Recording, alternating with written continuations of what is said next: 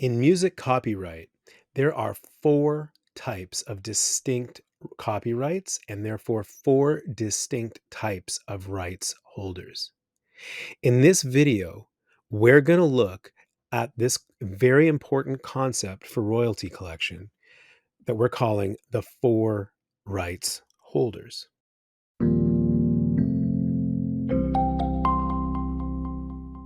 Every piece of recorded music has four rights holders.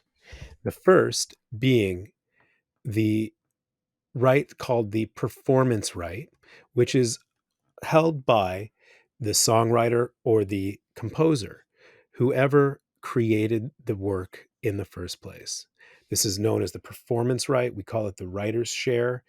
And this is the most basic right that exists as soon as a composition is recorded in any form that is tangible. That could be writing it on a napkin or recording it in a demo into your phone or making a completed recording of it. The second performance right is held by the music publisher. This is the entity or the person or the company that owns and administrates the rights, the publishing rights, and seeks business opportunities for the song. It's important not to confuse this with the role of a book publisher, which many people have a better understanding of. It's better to think of the music publisher as the person or the business that administers the rights to the song. And when a composer or a songwriter doesn't have a deal with a music publishing company in Canada, they are de facto their own music publisher.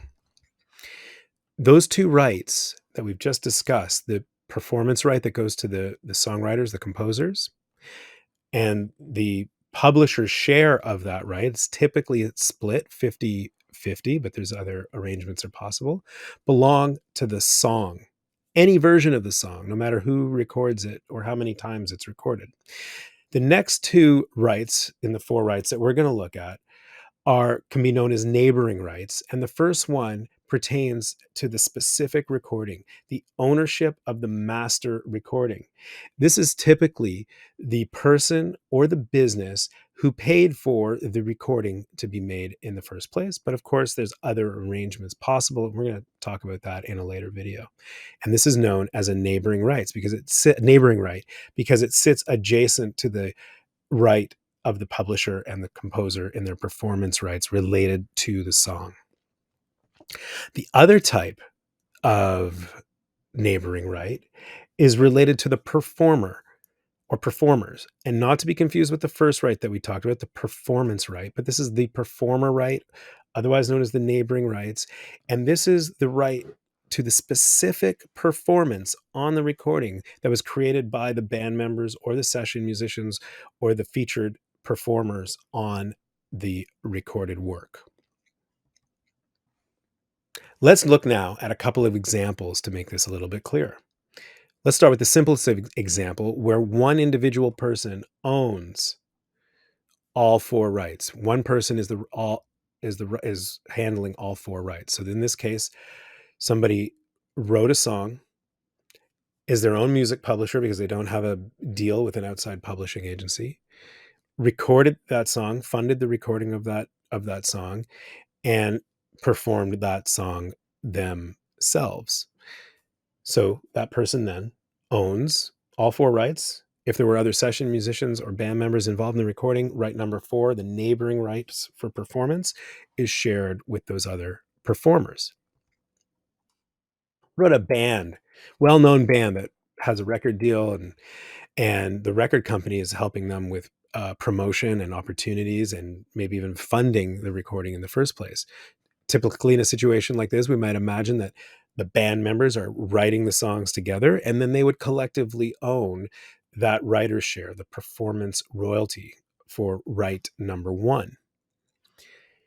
Typically in a situation like that, the record company, especially if it's a big record company, has a publishing arm and would own the publishing, as in, i.e., half of the writer's share. And in exchange for half of that writer's share, they are seeking opportunities like sync deals and getting cover songs made and getting the song playlisted and put on the radio and generating revenue for both parties.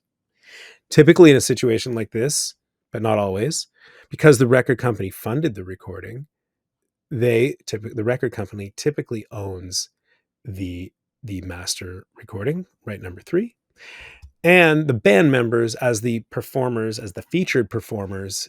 If it's like a band that has consistent membership, those featured performers would own the performing right, the neighboring right for the performance. What about an independent artist who records a cover of a well-known song? So in that case, we have the right number 1, which is owned by the original artist and administered by their publishing company or by themselves if they're completely independent and don't have a publisher. And now that new artist who recorded the cover owns right number 3. They own the master recording and they can monetize and collect royalties on the use of that master recording. And then they and their band members would own right number 4 and be entitled to collect royalties that then generates. It's beyond the scope of this video to talk about how to register with all the various collection agencies to ensure that you're getting those royalties, but we are going to cover that in another video. So be sure to sign up for our email at cmrci.ca so you know when these new videos are coming. And keep in mind that all 4 rights are a separate and potential revenue stream. And it is our goal here at CMRCI, the Canadian Musician Royalty Collection Initiative, to help empower you with knowledge to collect all of the royalties to which you are entitled. So that's it for today's video. Thanks for watching, and we'll see you in the next one.